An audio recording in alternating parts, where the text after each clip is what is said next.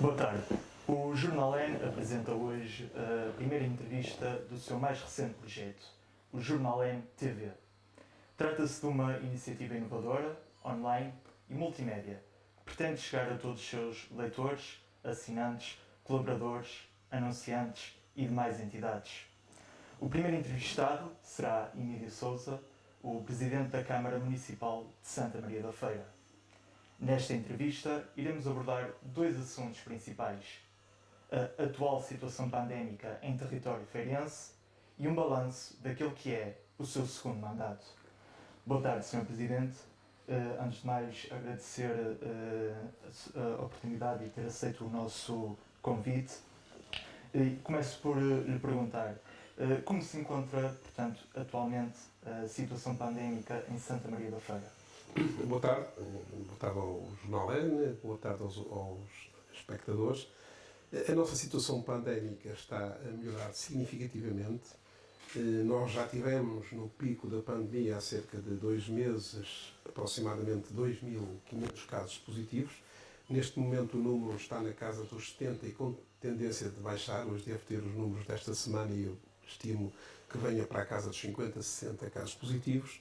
O número de pessoas em internamento no Hospital São Sebastião também está no número de 13, apenas uma pessoa em cuidados intensivos. Portanto, diria que a evolução da pandemia está muito favorável e tenho até a informação, porque vou acompanhando isso quase diariamente, que o nosso hospital já está a retomar já há alguns dias a atividade programada, isto é, todas aquelas atos médicos, aquelas cirurgias que foram adiadas porque não eram urgentes, foram adiadas, estão já a ser retomadas e sei que o mês de abril vai ser um mês intenso de produção no hospital para estes casos que estão atrasados.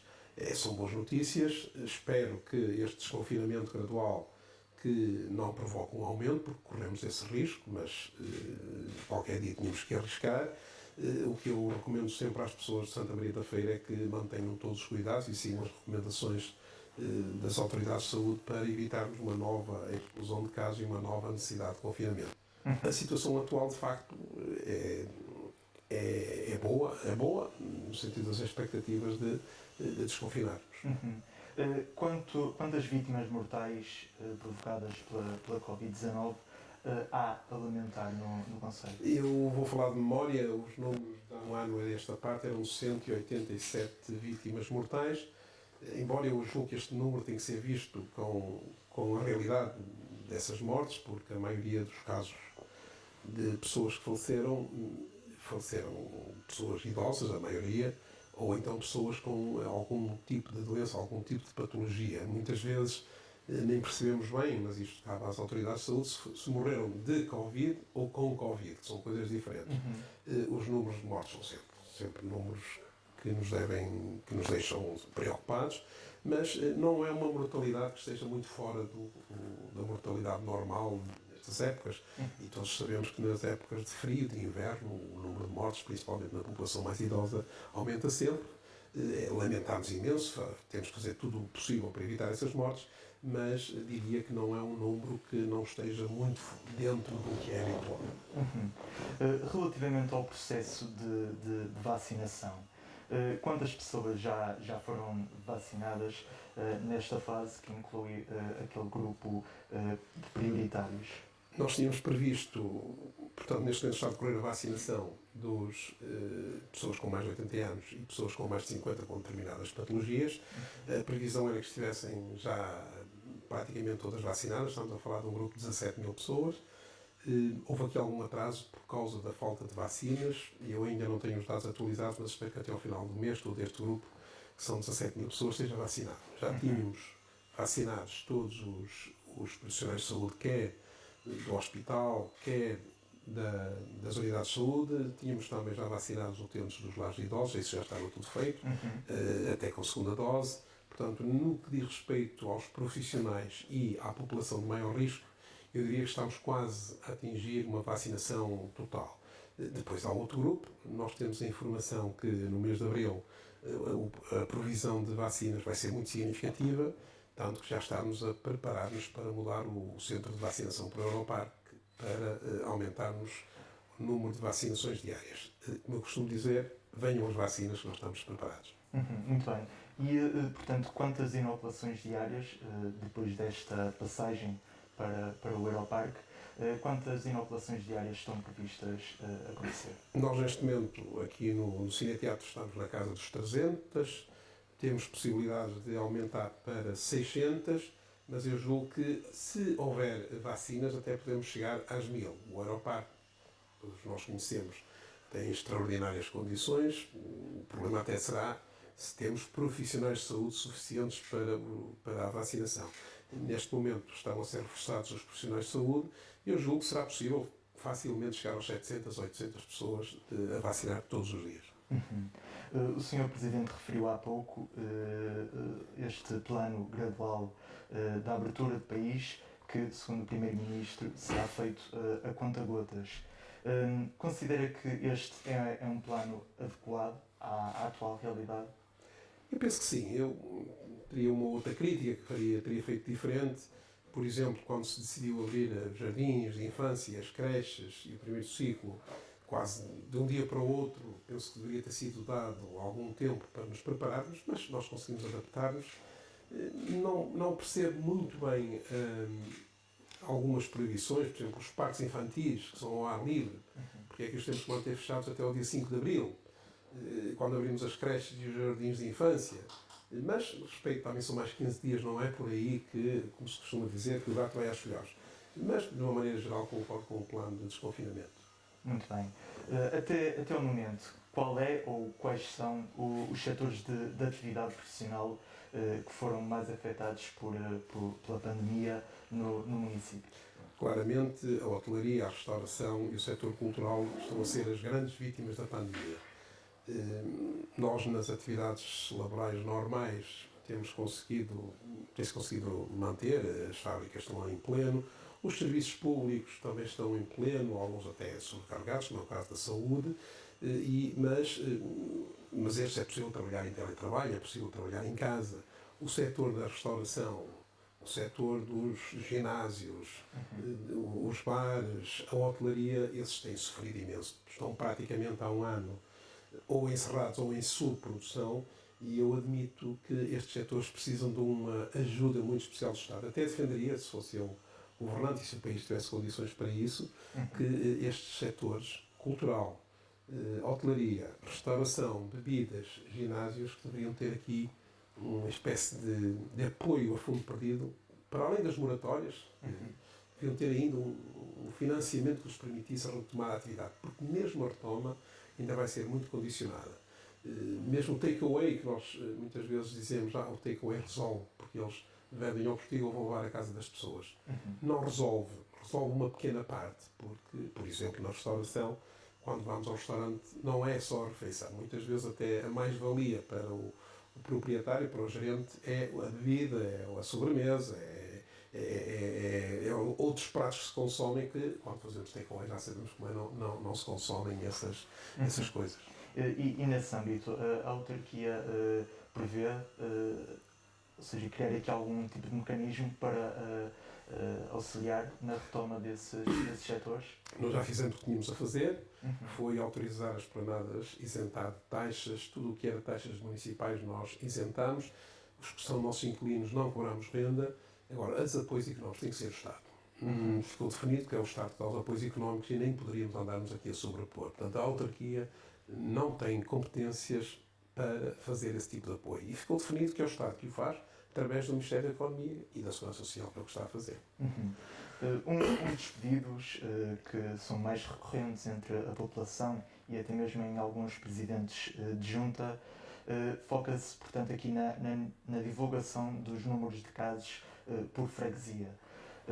Existe alguma razão para estes dados não serem divulgados dessa forma específica? Ou seja, esta foi uma decisão por parte da Câmara, das autoridades de saúde? Os aspectos da comunicação foram, para nós, difíceis desde o primeiro minuto.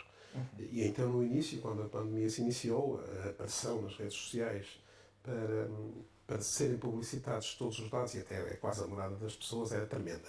E nós ainda andamos ali um tempo a tentar afinar qual a melhor forma de comunicação. A certa altura, acertámos que só comunicaríamos o número total de positivos e o número de óbitos. E fizemos isso durante largos meses. Depois recebemos orientações da Direção-Geral de Saúde, porque muitas vezes os números não batiam certo. Quem tem estes números é a saúde, não são as autarquias. Os números que nós temos são-nos fornecidos pela saúde ou são-nos fornecidos pela Autoridade de Saúde Local. A certa altura recebemos instruções da saúde que os únicos que poderiam divulgar os números que era a Direção-Geral de Saúde. Portanto, a partir daí passou a ser a Direção-Geral de Saúde. Essa ideia, nós sabemos razoavelmente quais são as freguesias onde há mais casos. Mas, em termos de comunicação, uma situação de pandemia pode suscitar algum ostracismo, algum voyeurismo sobre quem está doente, ser posto de lado, etc. Portanto, nós preferimos, por uma questão de proteção das pessoas, não ir ao pormenor da freguesia, da rua, do vizinho. Achámos que não era prudente e que devíamos ter um comportamento diferente. Certo. Antes de abordarmos uma análise ao seu segundo mandato, há algumas semanas atrás o Partido Social Democrata anunciou uma lista com diversos nomes que seriam recandidatos às próximas eleições autárquicas, na qual o nome do Sr. Presidente estava incluído. No entanto, não confirmou ainda a sua recandidatura. É justo afirmar que houve aqui alguma falha de comunicação interna do partido? Eu, na altura, já respondi a essa questão, porque houve vários órgãos de comunicação social que me contactaram, que me surpreenderam com a pergunta, porque eu não sabia, e o que eu disse, e repito aqui, é que fiquei honrado com a disponibilidade do partido, da liderança nacional, em propor o meu nome, de aceitar o meu nome. Fiquei muito honrado, deram-me carta branca para anunciar ou não, quando eu quisesse, a minha candidatura. Fiquei honrado. Não concordei, e acho que não foi a forma adequada de comunicação. Não concordei porque, primeiro, eu ainda não decidi se sou ou não sou candidato. Segundo, há todo um processo formal que passa pela Comissão Política Conselhia, pela Comissão Política Distrital e só depois pela Comissão Política Nacional a aprovação dos nomes. Portanto, diria que fiquei honrado, obviamente contente por esta prova inequívoca de confiança no meu trabalho. Por outro lado, entendi que a forma de comunicar não foi adequada, até porque eu ainda não decidi se iria ou não recandidatar. Portanto, não havia necessidade de estar a fazer aquele anúncio, mas naturalmente compreendo e respeito o que o partido fez. Fiz a minha crítica, mas não é nenhum drama. Muito bem. Relativamente a este seu segundo mandato em exercício, até o momento, que balanço faz sobre o desempenho da autarquia? Considera, portanto, que os principais objetivos estabelecidos em 2017 estão a ser cumpridos? Eu penso que sim. O eleitor é que será o juiz nesta causa. Mas eu sinto-me particularmente orgulhoso dos meus mandatos. E não foram mandatos fáceis, ao contrário do que as pessoas pensam. Eu fui eleito pela primeira vez no final de 2013, em plena crise da Troika. E agora sou eleito em 2017 e enfrentamos uma pandemia secular. Portanto, são 8 anos em que tive que enfrentar dos períodos mais difíceis da nossa história. E sinto-me orgulhoso porque tudo aquilo que me comprometi a fazer, nunca se faz a 100%, está em curso, está a ser feito. Desde aquilo que eu considero uma das grandes imagens de marca dos meus mandatos, o desenvolvimento económico e emprego, é evidente, é notório. Eu não preciso dizer, as pessoas podem ver a obra que está feita, a capacidade de assuntos de investimento que temos e continuamos a ter, a empregabilidade, muita e cada vez mais, e continua, e tudo o que previ, desde a saúde, as respostas que demos, a educação, a inovação que fizemos em muitos programas, as escolas que fizemos e o investimento. Só para ter uma ideia, só neste mandato, nós temos, quando chegar ao final do mandato, 40 milhões de euros de investimento em obra. obra física. Neste momento, só para ter uma ideia, que às vezes estes números as pessoas nem percebem, nós temos mais de 30 milhões de euros em obra este ano. Em obra, já em execução ou em processo de lançamento até ao final do ano. Temos 98 empreitadas em curso. Portanto, isto é uma produção de obra absolutamente extraordinária. São 40 milhões de obra física. Depois há outra obra social, há as outras componentes, mas eu acho que a Câmara da Feira está a produzir e a investir como nunca, sempre conseguindo uma grande saúde financeira.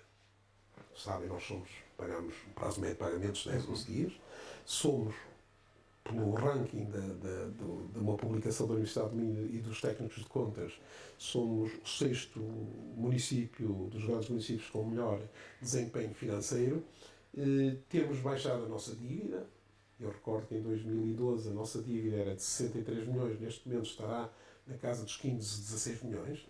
Neste momento temos uma grande capacidade de endividamento, pagamos a tempo e horas, temos a Câmara bem organizada e temos este volume de obra. Aliás, hoje, qualquer um de vocês já ouve com certeza isto na rua, que as nossas estradas estão quase todas boas. Nós agora vamos fazer, está já iniciada a empreitada da sinalética horizontal, que é pintar as estradas, que é outra componente da sinalização, e quando isto estiver feito as pessoas vão perceber a verdadeira dimensão. Nós estamos a falar, nestes 3, 4 anos, de entre 250 a 300 km de novos pavimentos. Para além das reabilitações urbanas, que foi outra das minhas grandes promessas, dos centros urbanos, que eu penso que é um investimento muito importante e temos que continuar a fazê-lo, que é transformar os centros urbanos em locais aprazíveis para as pessoas caminharem, fazer passeios, pintar a passadeira, dar segurança para nós começarmos a usufruir dos nossos centros urbanos. Isto é muito importante, nós às vezes não nos apercebemos, e é bom aperceber onde já fizemos estas intervenções, em Lourosa, em Fiães, em Santa Maria de Lamas, em várias que estão a decorrer, que, por exemplo, a minha terra, que é Fiães, a região onde eu resido e onde nasci, era praticamente impossível nós andarmos a caminhar na rua. Não havia passeio, era um perigo tremendo, levávamos os carros em cima. Hoje é comum ver, ao fim do dia, ao fim de semana, as pessoas fazer o seu exercício físico em ruas por onde antes ninguém andava a pé. Portanto, isto é um trabalho que nós temos que continuar. É muito difícil. Nós, neste momento, estamos a preparar um grande investimento em Santa Maria da Feira. Precisamos de reabilitar todo o centro de Santa Maria da Feira, novos passeios, novos arruamentos, definir perfis de estacionamento, etc. Tem que ser projetos muito bem feitos. Estamos agora a lançar também em Lourosa, já fizemos em Santa Maria de Lamas, em Oleiros, em Caldas de São Jorge, que vamos fazer uma grande empreitada de mais de 2 milhões de euros na reabilitação de toda a área central de Caldas de São Jorge. E isto tem que ser um trabalho a prosseguir nos próximos anos, porque é a vivência, é a nossa vida, é o nosso dia-a-dia, é a vivência da cidade. E estes investimentos são muito importantes. E uma coisa que às vezes as pessoas não compreendem, é preciso fazer bons projetos. Muitas vezes nós julgamos que uma obra é chamar um empreiteiro e fazer obra. Não é. É preciso preparar muito bem o projeto. Muitas vezes, demorar um ano num projeto e meia dúzia de meses numa obra é o timing certo. Os mandatos de 4 anos muitas vezes nem nos permitem fazer tudo aquilo que gostaríamos de fazer, porque temos toda a burocracia associada à contratação pública, à fase de projeto, à fase da empreitada, e isso condiciona. Eu já o disse várias vezes, preferia que os nossos mandatos fossem de 6 anos, 2 mandatos de 6, do que 3 de 4, que dava melhor para planear, projetar e executar. Mas estou extremamente satisfeito. Estamos agora até aqui na cidade. Depois de termos reabilitado a Quinta do Castelo, estamos prestes a arrancar com a ciclovia do Castro, compramos estes terrenos todos na zona do Castro, por exemplo. Estamos a reabilitar um dos sítios que estava feio em termos de imagem urbana, que era a zona da Igreja da Misericórdia e a antiga Casa dos Magistrados, onde vai ser o arquivo municipal. Portanto, aquele espaço, que era um espaço que estava ali, a ruína, degradado, vai, dentro de poucos meses, quando terminarem as obras nos 2 edifícios, vai ficar um dos sítios mais bonitos da cidade. Estamos a fazer a ligação do IMA, portanto, não é apenas estradas, estamos a fazer a ligação dos percursos entre Fiães e Caldas de São Jorge, no passadiço do IMA, que é praticamente todo na freguesia da Córdoba do Lobão. Portanto, estamos a fazer ciclovia para São João de Ver, já estamos num novo patamar de futuro, para além da reabilitação dos centros urbanos, e Passo Brandão, etc., estamos já a avançar para os modos suaves. a ciclovia, o percurso pedestres, passadizos, a ciclovia do Castro, etc. Já estamos num novo patamar de eficiência energética, temos em obra uma empreitada de mais de 5 milhões de euros para substituir toda a iluminação pública por iluminação a LED, que nos vai permitir poupar. Estou muito feliz pelo trabalho que fiz com a minha equipa. Tenho uma equipa extraordinária e, mesmo na situação de pandemia, a nossa resposta social, a nossa resposta no apoio à saúde, aos profissionais de saúde, aos bombeiros, às IPSS, nós que tínhamos tudo para ser um dos conselhos onde as coisas iam ser mais difíceis, iam correr mal, fomos dos conselhos provavelmente onde tivemos o melhor desempenho no setor. Portanto, como Presidente de Câmara, naturalmente sinto-me orgulhoso pelo trabalho que fiz e, acima de tudo, pelo trabalho que a minha equipa fez, porque tenho, de facto, aqui uma equipa muito boa. Como referiu no início da sua resposta, este mandato fica marcado pela situação pandémica que marca quase a metade deste mandato. Esta situação provocou algum constrangimento na concretização de alguma intenção? Sim, colocou mesmo o desempenho das empresas de construção civil ficou afetado. Nós muitas vezes só reparamos quando temos que fechar um escritório ou um estabelecimento disto ou daquilo, porque os trabalhadores ficaram doentes e muitas vezes não percebemos que isso também acontece na construção civil. E houve empreitadas que já deviam estar concluídas e que ainda não estão, outras que já deviam estar iniciadas há meses e ainda não se iniciaram. Portanto, houve aqui de facto alguns atrasos em muitas das obras que tínhamos planeado. Nunca parámos, continuámos sempre a trabalhar. A Câmara funcionou sempre, obviamente com algumas limitações, mas houve um ligeiro atraso, mas nós, como disse, quando a pandemia começou, é nestes momentos que o investimento do Estado é importante para reanimar a economia. E nós procuramos sempre manter as nossas intenções de investimento em curso para até manter também a atividade económica e permitir às pessoas viver. Acho que conseguimos. Dos principais desígnios do seu programa, tal como acabou por enumerar, foca-se aqui na requalificação da rede viária do município. Qual é o valor total de uma empreitada desta envergadura? Depende, são várias. Não é uma, são muitas empreitadas, porque nós, se tivéssemos a habilidade de lançar só apenas uma empreitada, teríamos que andar aqui meses para ir a lançar. A opção foi lançando empreitadas por fases, em diferentes freguesias, com uma lógica de prioridades. Nós definimos um método de trabalho que eu acho que resultou bem, de planeamento, que foi, primeiro, as vias com maior trânsito, com maior carga, com maior procura, depois as vias, aquelas que ligam freguesias, etc., que são ligações entre concelhos, depois aquelas vias que também com alguma intensidade que ligam freguesias e que são muito atravessadas, e finalmente aquelas que já são mais de residencial e tal, já não há tanta necessidade. Neste momento já estamos nesta fase. Nós neste momento temos, como disse há bocadinho, só neste mandato são entre 250 a 300 km de vias reabilitadas, portanto eu julgo que já é evidente, há dias uma junta de freguesia, que até é do partido da oposição, diziam que para 10 anos a freguesia não precisa de obras nas estradas, porque as estradas estão ótimas. E é verdade, nós fomos por todo o concelho, quer com o que já foi feito, quer que o ainda está a fazer-se, nós hoje já temos umas estradas muito boas para circular e isso foi um investimento muito forte. Existe alguma obra ou projeto em específico que está-se de ver concluído até ao final do seu mandato? Uma obra, eu não consigo destacar uma em especial. Pela sua dimensão e importância futura, será o Arquivo Municipal, claramente. É uma obra de 3 milhões de euros, 3 milhões e qualquer coisa, mas é uma obra que, pela sua importância na futura dinâmica de funcionamento da Câmara, que vai ter uma importância fundamental, é uma obra que vai marcar o futuro. Mas eu nunca me foco apenas numa obra. Poderia dizer os parques empresariais que construímos, quer o Lusoparque, quer o PERM, mas seria redutor da minha parte focar-me apenas numa obra. E depois há a obra imaterial que nós nunca referimos.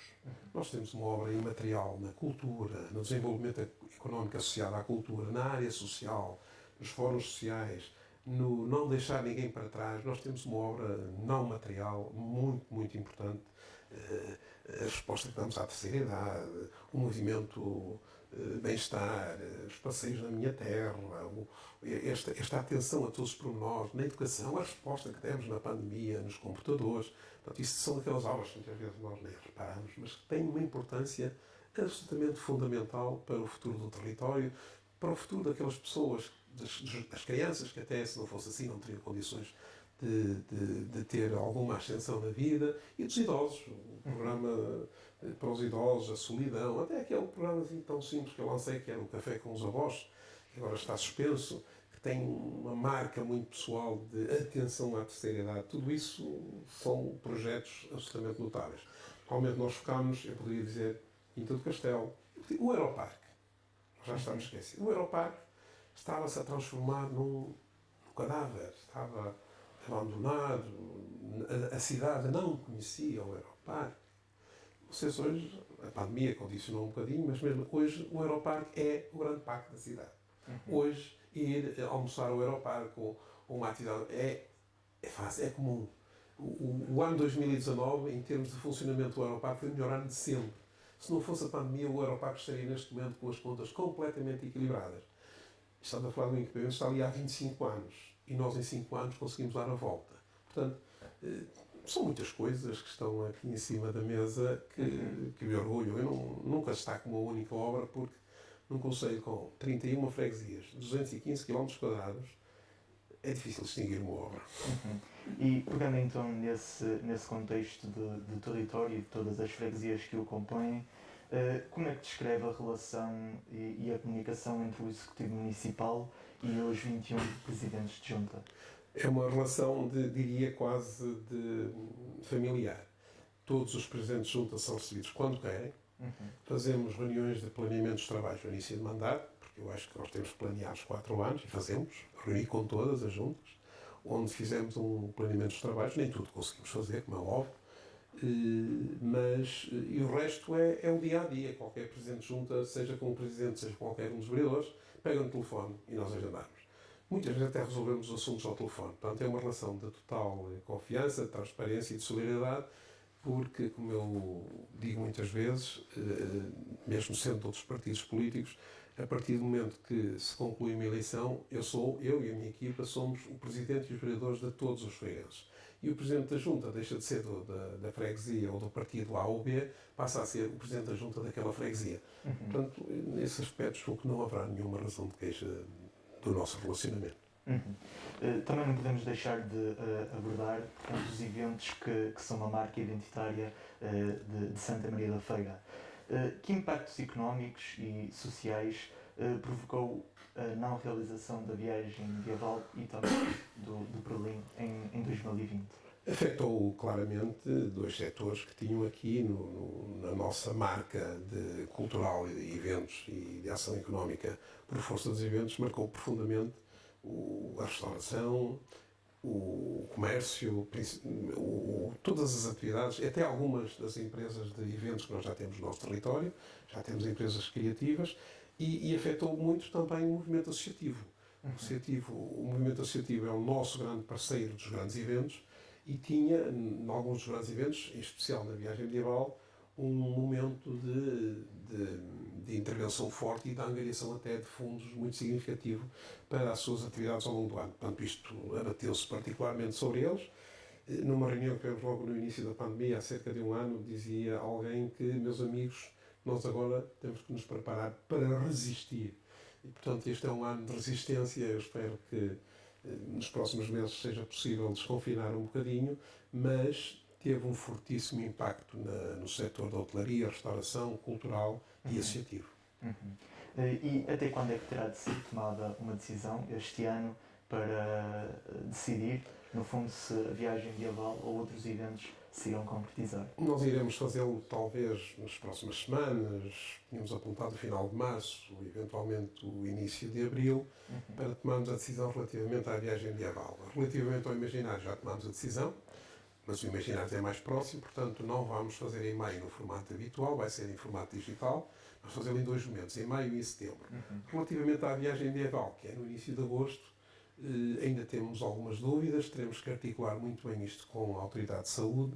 A viagem medieval é muito mais complicado porque é um evento de massas, um evento que recebe 50 mil pessoas dia. Em agosto temos que ver muito bem se dará para arriscar. Iremos falar todos, iremos pensar todos, iremos falar com a saúde e depois vamos tomar a decisão o mais rápido possível, até porque é preciso decidir, porque há investimentos a fazer se for o caso, ou há investimentos que não vale a pena fazer, portanto temos que decidir as duas coisas muito em breve. Vamos avançar com um novo projeto que eu penso que ajudará a mitigar a falta, se ela acontecer, dos grandes eventos, que é os Dias do Burgo, penso que foi apresentado há dias a vocês. Eu acho que está aqui um projeto ainda numa fase inicial, mas que espero, tenho quase a certeza que vai ser um bom projeto, não aquele projeto para termos a cidade à pinha com 50 mil pessoas, mas para atrair 1.000, 2.000 pessoas, que é um número suficiente e que será também uma âncora, porque aqui o movimento associativo e cultural vai ter aqui uma oportunidade muito boa de participar e de compensar, de certa forma, a perda que o grande evento Viagem de Intervalos faz. E considera que esse novo projeto, os Dias do Burgo, poderá de alguma forma mitigar estes impactos económicos e sociais? Não resolverá, diminuirá, permitirá aqui uma alternativa, diria que será uma boia de salvação, em muitos casos. No primeiro ano talvez nem seja, mas pelo menos são lançadas as sementes. Mas pelo menos vai mitigar algum efeito menos bom que a pandemia tem tido. Entrando aqui, portanto, na conclusão desta entrevista, referiu no início deste ano e passo a citar, se sentir que os feirenses querem que continue, continuarei. Neste momento, sente que os feirenses querem uma recandidatura de Mídia Social? Eu ainda não lhes perguntei a todos, porque eles são muitos, mas sinto que vão chegando vários sinais, várias pessoas que me encontram, que me telefonam, incentivar-me a recandidatar-me. Sinto que os feirenses querem que eu me recandidate. E há uma data prevista para o anúncio da candidatura? Nós iremos ver com os órgãos locais a melhor altura. Agora também vamos ter a Páscoa. Terá que ser visto com a Comissão Política Conselhia, com o Presidente do Partido. Eu apontaria alguns ali para o mês de maio, talvez, para se anunciar a decisão. Muito bem. Obrigado, Sr. Presidente. Obrigado. Boa tarde. Boa tarde.